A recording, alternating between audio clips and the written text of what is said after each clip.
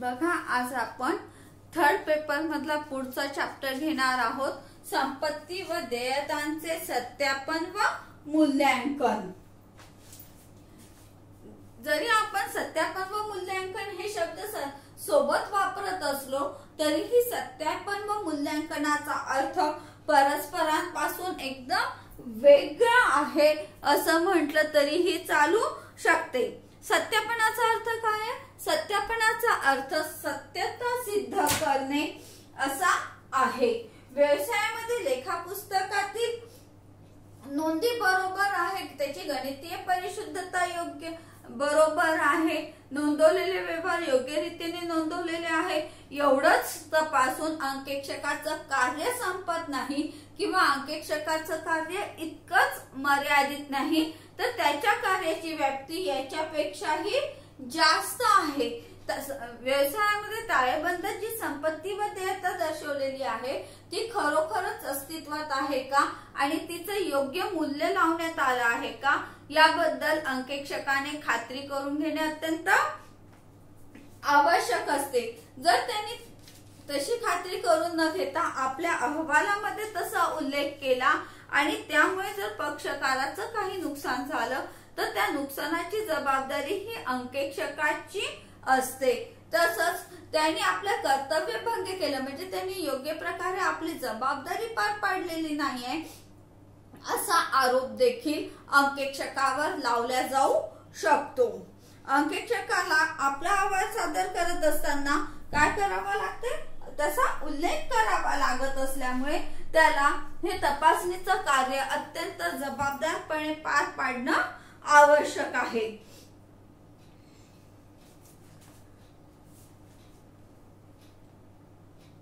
सत्यापनाची व्याख्या काय करू आपण?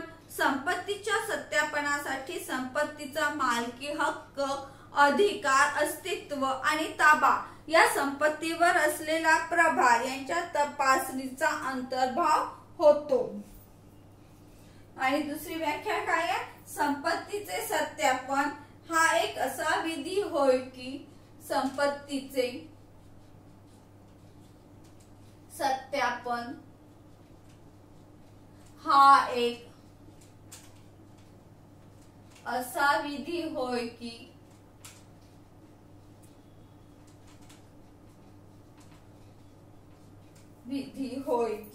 ज्याद्वारे अंकेक्षक स्थिती विवरणाच्या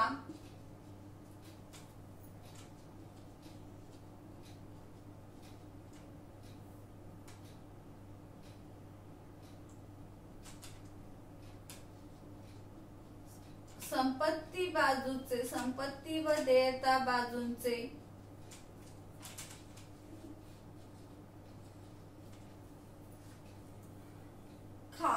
तीन उद्देशाने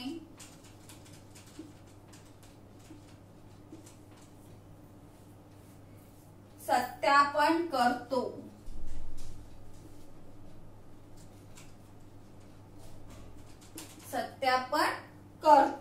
एक, संपत्ती व देयता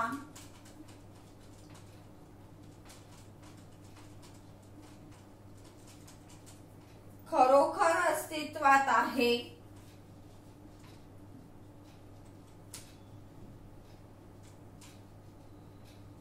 दोन, त्यांचे मूल्य योग्य दर्शवले आहे।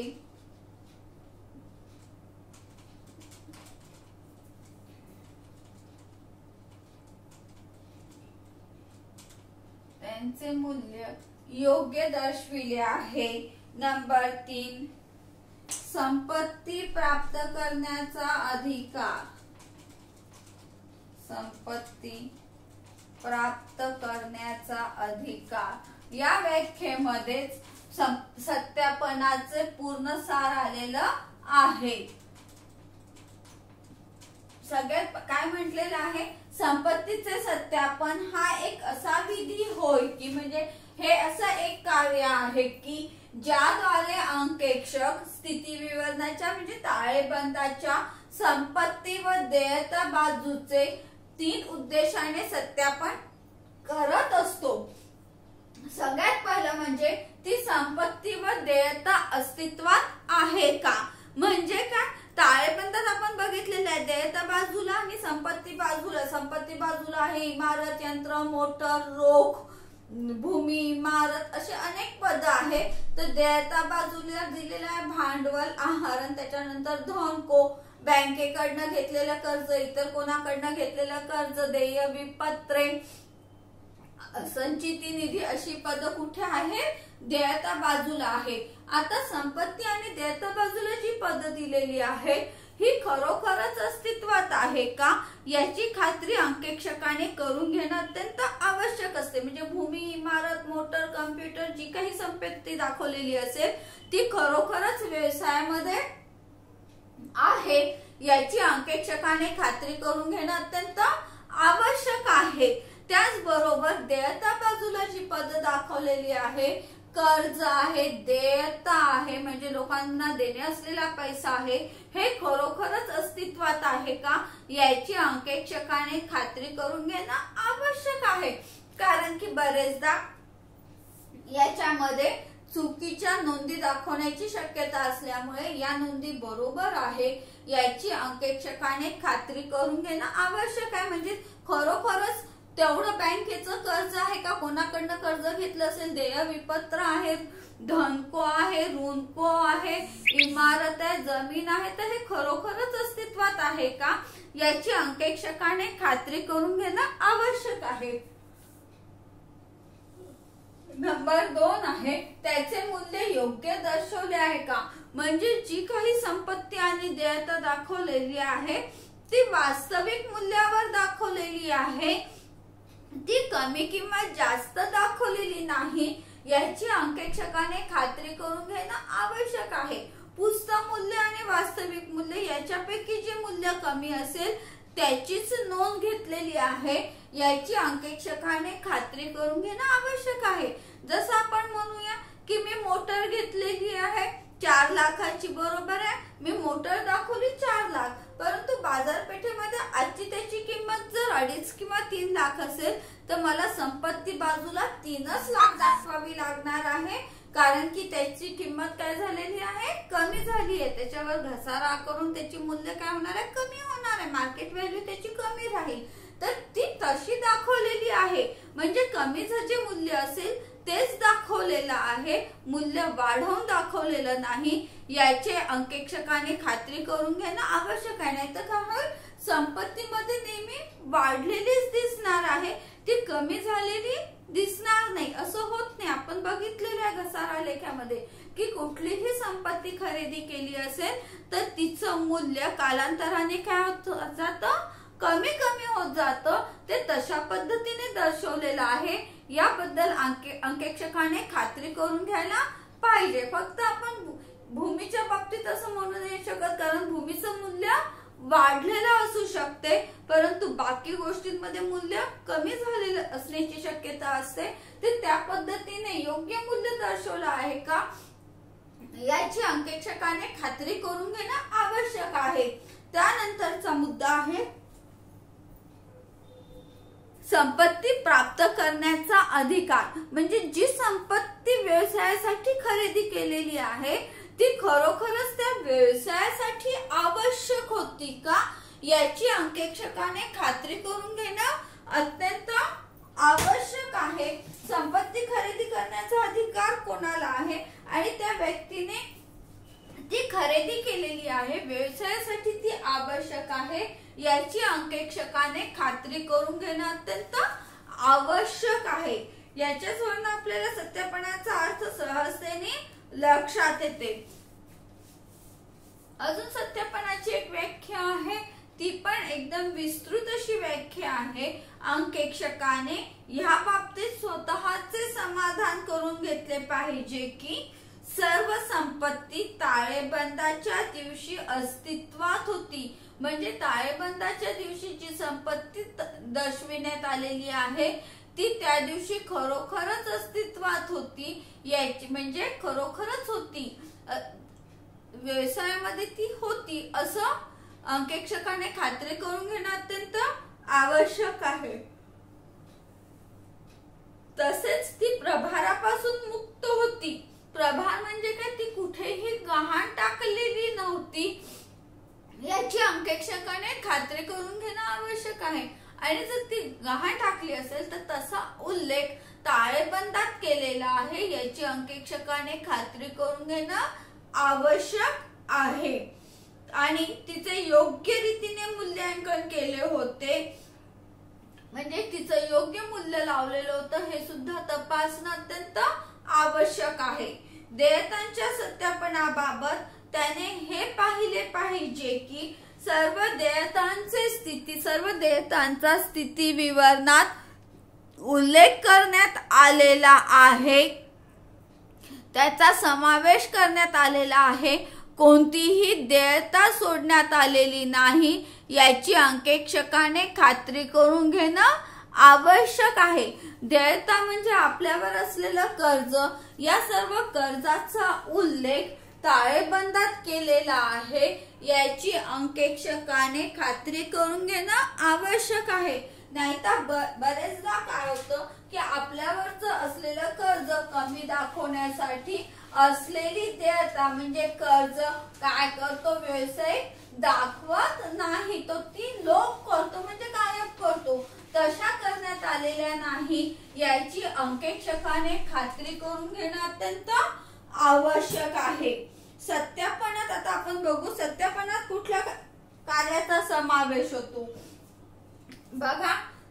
ताळेबंदाच्या तारखेला त्यात अंतर्भूत केलेली सर्व संपत्ती सत्यापनात अंतर्भूत कार्य, म्हणजे सत्यापन करत असताना अंकेक्षकाने काय तपासणे अपेक्षित आहे तेच आपण काय म्हणू, त्याला सत्यापनात अंतर्भूत असलेलं समाविष्ट असलेले कार्य। त्याच्यामध्ये पहिलं आहे की ताळेबंदाच्या दिवशी ताळेबंदात जी संपत्ती दाखवलेली आहे ती खरोखरच अस्तित्वात होती याच्या अंकेक्षकाने खात्री करून घ्यायला पाहिजे। म्हणजे जसं मी दाखवलेलं आहे, माझ्या याच्यामध्ये फर्निचर आहे, तर हे फर्निचर खरोखरच व्यवसायाच्या मालकीचं आहे, ती इतर कोणाला दिलेलं नाहीये, ते व्यवसायाच्या बाहेर गेलेलं नाहीये किंवा तात्पुरता कोणाकडनं आणून ते ठेवलेलं नाहीये। या सर्व गोष्टींची खात्री अंकेक्षकाने करून घेणं अत्यंत आवश्यक आहे। म्हणजे ताळेबंदाच्या तारखेला ते सर्व अस्तित्वात होतं याची अंकेक्षकाने खात्री करून घेणं आवश्यक आहे। त्याचबरोबर दुसरं महत्वाचं कार्य आहे, पहिल्या याच्यात आहे अस्तित्व तपासणे,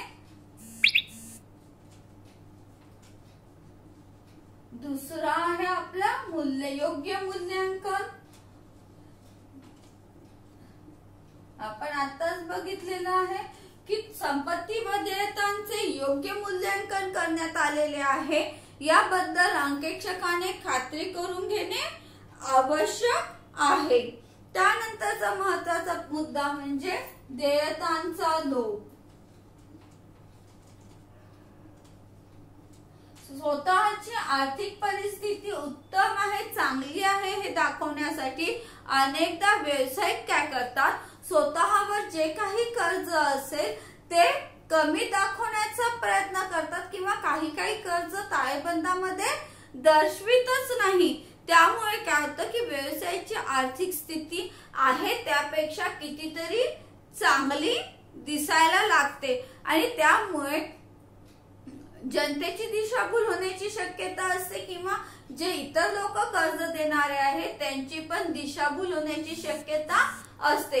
त्यामुळे जेवढी देयता व्यवसायामध्ये आहे तेवढीच देयता दाखवण्यात आलेली आहे, कुठलीही देयता लोप पावलेली नाही म्हणजे गायब केलेली नाही याची अंकेक्षकाने खात्री करून घेणं आवश्यक आहे। जसं बघा, माझी देयता बाजू आहे आणि देयता बाजूला मी सगळे पदार्थ तुम्हाला माहिती आहे आणि मी आता अ कडनं कर्ज घेतलं आहे। आता अ कडून कर्ज, आता माझा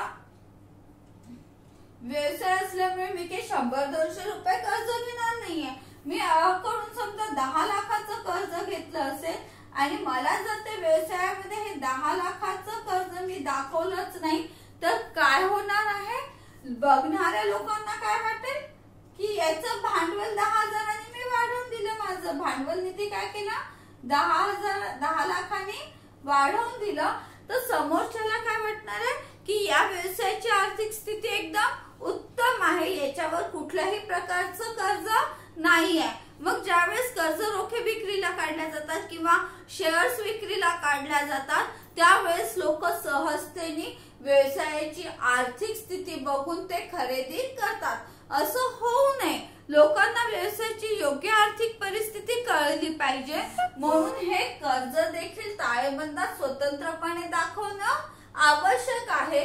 ते इतरत्र कुठेतरी लोप करून ताळेबंदाची बेरीज योग्य दाखवणं योग्य नाहीये। अंकेक्षकाचं कार्य हेच आहे की कुठलीही देयता लोप पावलेली नाही याबद्दल अंकेक्षकाने खात्री करून घेणं आवश्यक आहे।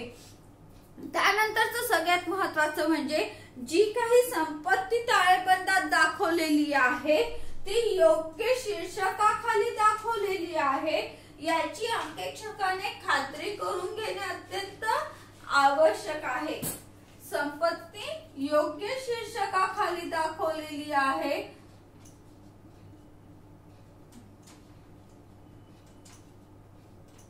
याबद्दल सुद्धा अंकेक्षकाने खात्री करून घेणं आवश्यक आहे।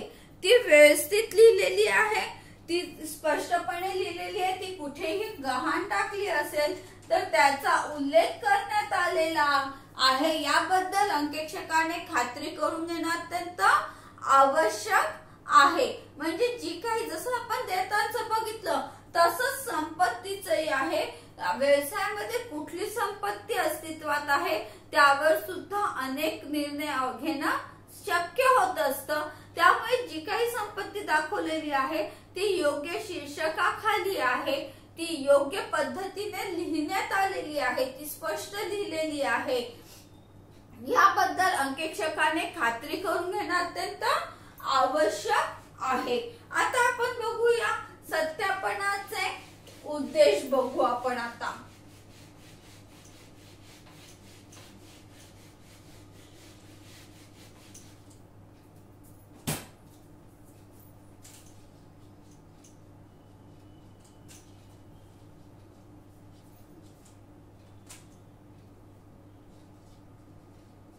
बघा सगळ्याचा मुद्दा शेवटी एकच आहे, सत्यापनाचे उद्देशही काय आहे तर सगळ्यात पहिला उद्देश काय आहे, ताळेबंदात दाखवलेली संपत्ती खरोखरच अस्तित्वात आहे का,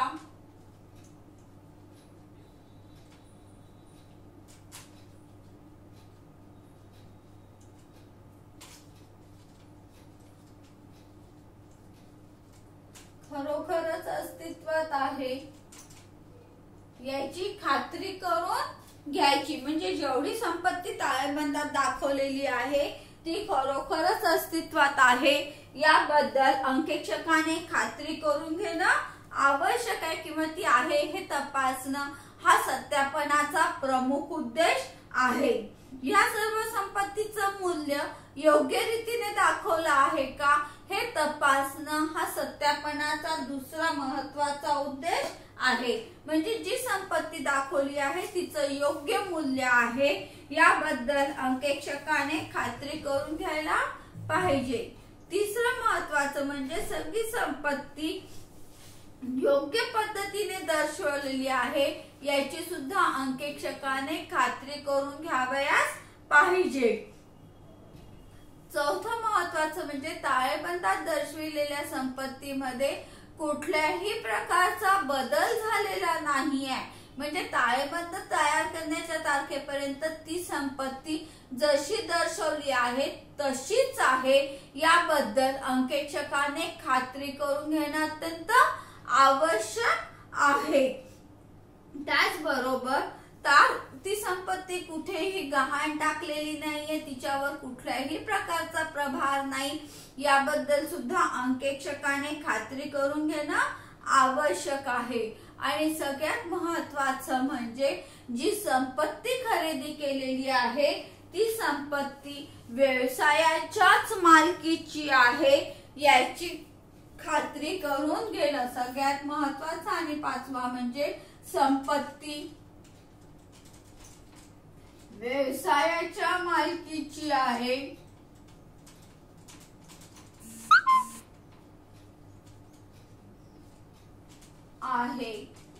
याची खात्री करून घेणे.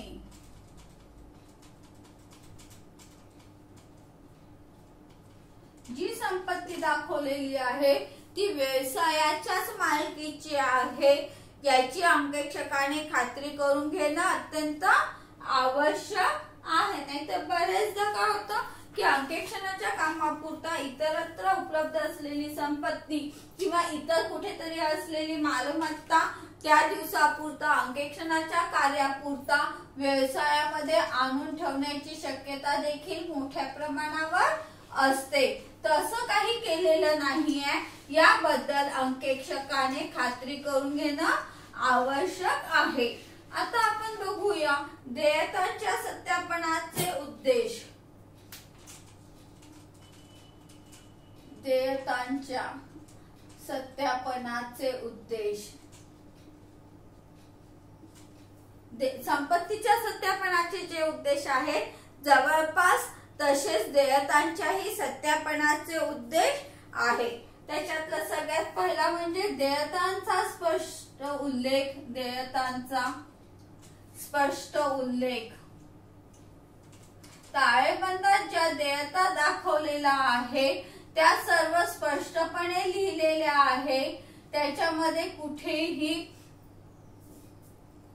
त्या लोप केलेल्या नाहीये किंवा वाढवून दाखवलेल्या नाही आहे, याबद्दल अंकेक्षकाने खात्री करून घेणं आवश्यक आहे. सर्व देयता वास्तविक आहे म्हणजे खरोखरच त्या व्यवसायामध्ये अस्तित्वात आहे. म्हणजे अस्तित्वात म्हणजे काही देयता तुम्हाला दिसणार नाही, पण बँकेचं कर्ज दाखवलं असेल, इतर कोणाकडून घेतलेलं कर्ज असेल तर ते खरोखरच घेतलं आहे का याबद्दल अंकेक्षकाने खात्री करून घेणं अत्यंत आवश्यक आहे.